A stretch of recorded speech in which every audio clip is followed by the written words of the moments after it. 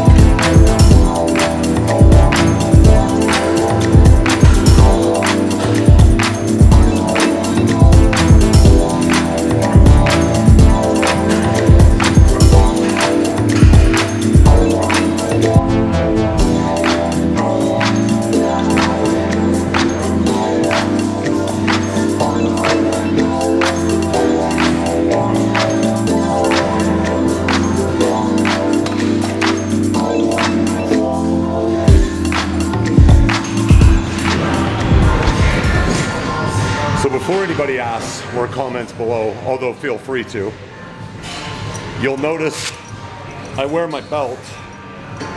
Probably during exercises you wouldn't normally see somebody wear their belt.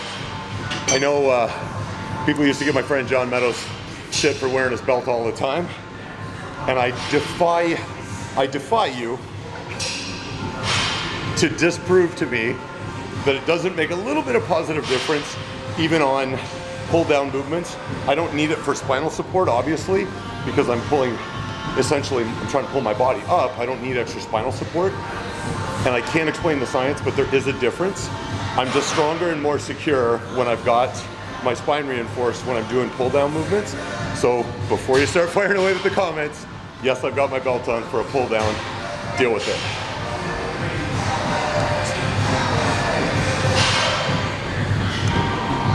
So essentially what's going on here, it's gonna be straight sets of 8. I'm gonna work my way up until I find a decent 8 rep load that's about probably 85 to 90%. So I'm leaving maybe 1 rep in the tank, and I'll stay there for a 3x8.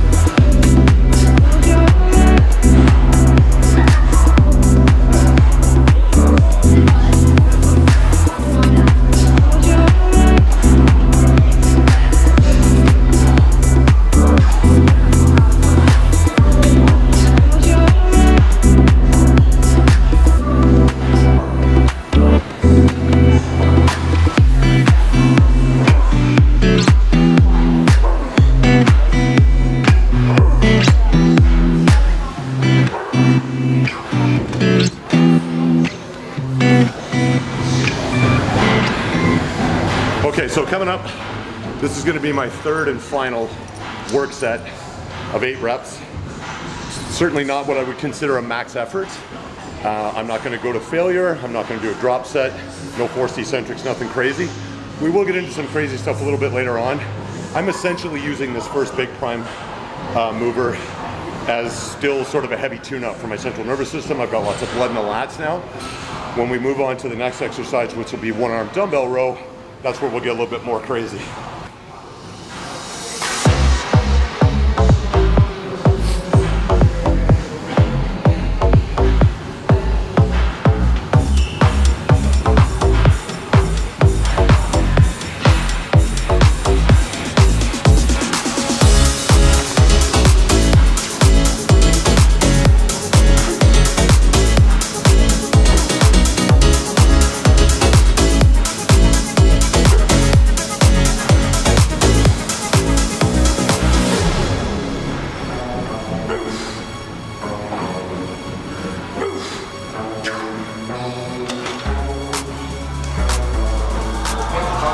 Okay, so up next, 1 arm dumbbell row. I'm gonna do 2 straight sets of 8 reps, and then based on how the second set feels, I'll either keep that load or I'll increase just slightly to pick the load that I'm gonna use for my top set, which is gonna be a drop set. So the purpose of a drop set is to go beyond positive failure with whatever load you're using. So if, let's say I run out of gas at 9 reps at a 110-pound dumbbell, I could just stop the set there and that would be okay. But if I want to make it a little bit more intense, I could immediately reduce the load down from 110 to maybe 90 pounds or 85 and still get some good quality reps. So then I would have taken the muscles beyond the point of positive failure. It's a little bit more advanced, not something for beginners, but definitely 1.5 to 2 years in, intermediate and beyond, this is right up your alley.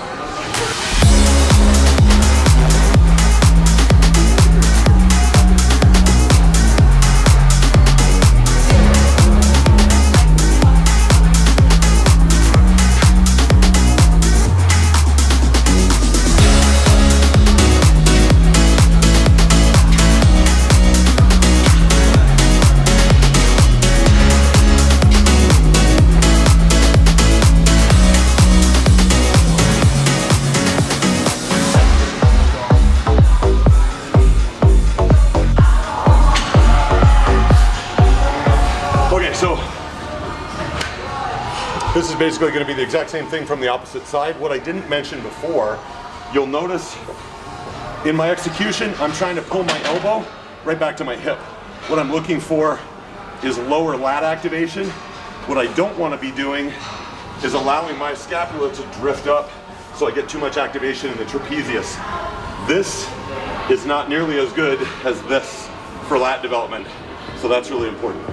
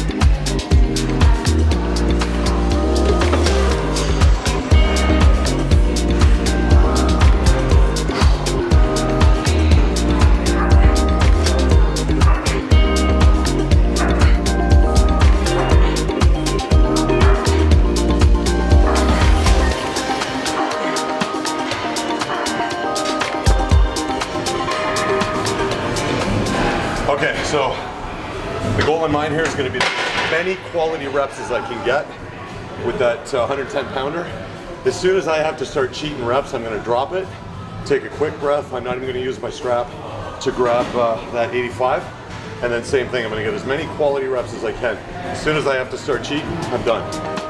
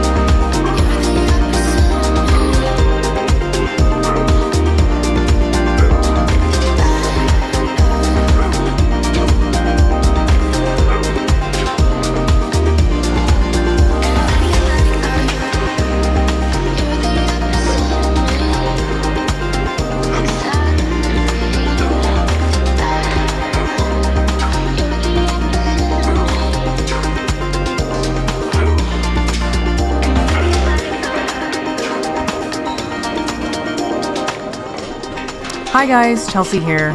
We just wanted to put this fast forwarded video in just so you could see how Tim sets up this movement. It's not necessarily the most common movement in the world, so we wanted to make sure that at least you had a little bit of knowledge on how to set it up. Super easy, strap the band to any secure place, move the bench accordingly, and for his first set here, he attaches it to a dumbbell where it doesn't fall off. Okay.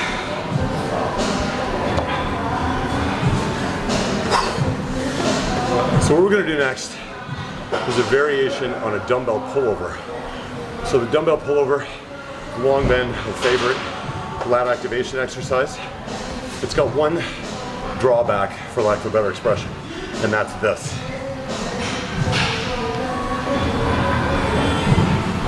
When I'm in the fully stretched position, there's no problem keeping tension on my lat. The problem is, as the bell gets closer to the top of the movement, gravity's always pushing straight down on it. So here, gravity pushing down, I've got lat activation. Here, gravity pushing down, I've got pec activation, delt, tricep. Very, very hard to keep tension on the lat. So what I'm gonna do, or what I have done, is attach this band.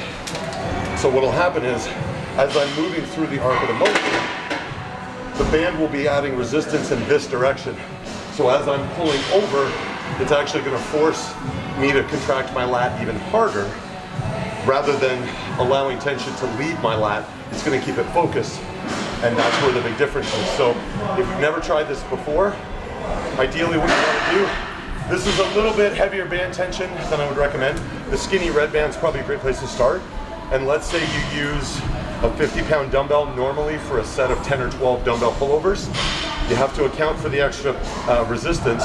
I would take maybe 15 to 20 pounds off the load you would normally use and test it out with the band until you get a feel for it, and then you can just dial the load back up. But you don't want to start too heavy and have to take points off the board or risk an injury. So here's how it looks in real time.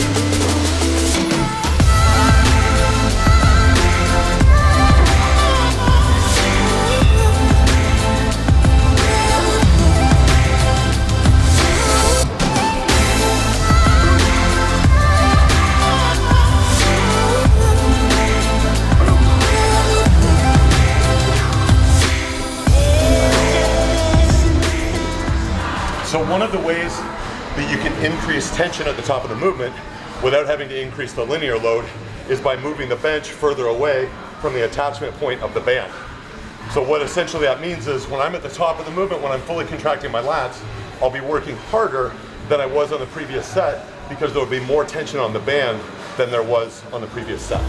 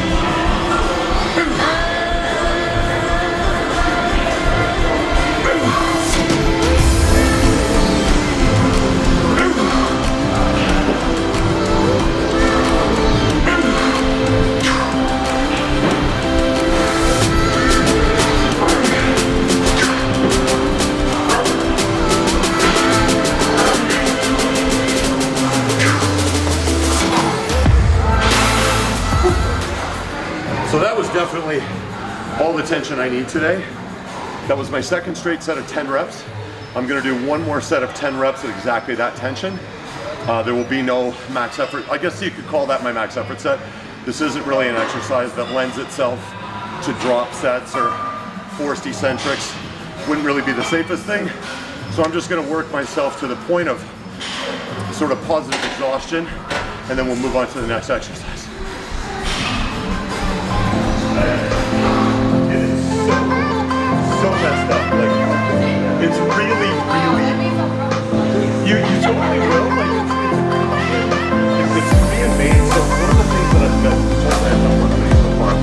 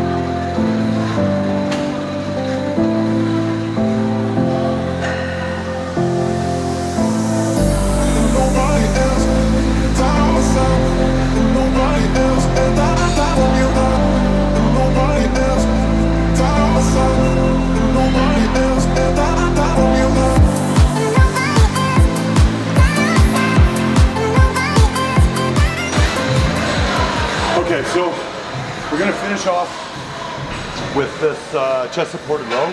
This thing is incredibly humbling. The first time I used it, I was like, oh, I'll just start at 3 plates a side. Yeah, no. Everything is much, much heavier than it looks. One thing I love about this machine is the adjustable width of the grip. So if you want to keep it in real narrow, you can get, you can tuck right into the outer portion of the lat. You can go a little bit wider. You can vary your height, so you decide where up the back and the width or centration that you want for activation. Specifically, what I want to do is kind of finish off my whole upper back here.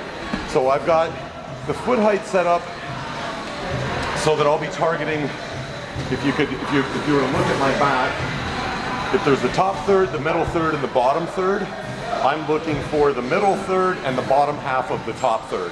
So rear delts, rhomboids, lower trapezius, and then mid back and outer upper lat is what I'm hoping to activate here all at once. I was going to do a drop set as my top set here. I don't have that much gas in my tank, so what I'm going to shoot for is a straight 3x10 with a nice big exaggerated range of motion. I'm gonna completely relax my scapula, and then so I have to contract my scapula all in one movement with the contraction of the rest of my upper back.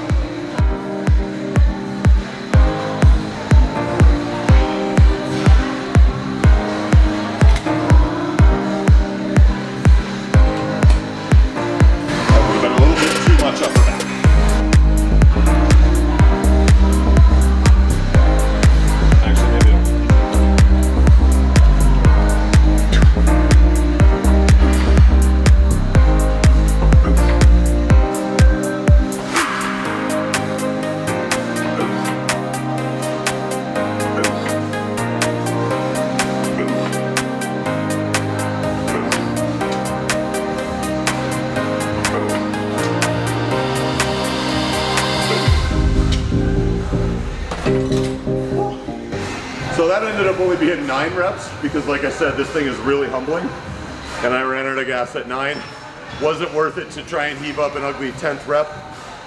We'll get them next time.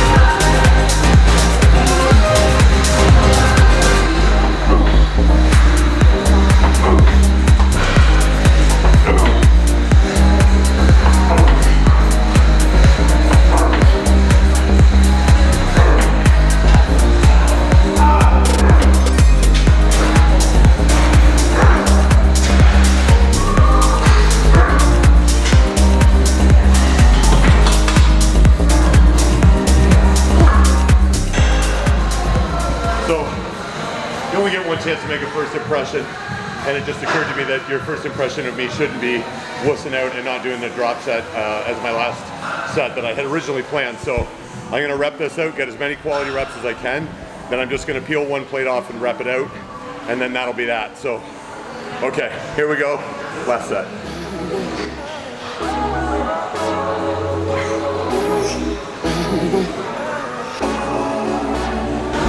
if I can do this without the straps.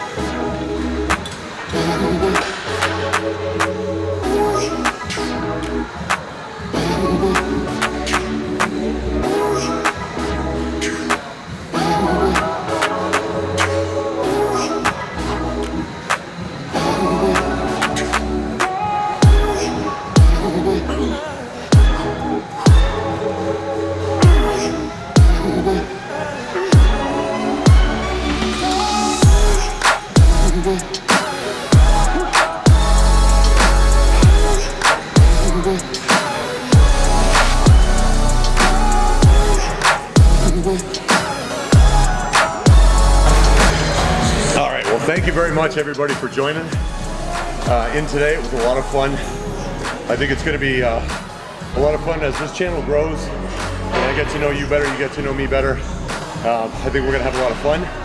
I did forget to mention the Vanilla Gorilla straps, Vanilla Gorilla hats you can see here. All the Vanilla Gorilla merchandise is available at www.vanillagorillacrew.ca. Check us out, hit us up. There's a lot of cool stuff on the website. And lots of room for suggestions. So any content that you want to see, even any merchandise, if there's a type of stringer that you really like that you don't see that we have, drop us a line. We'll do our best to hook you up. Thanks a lot. Tune in next time.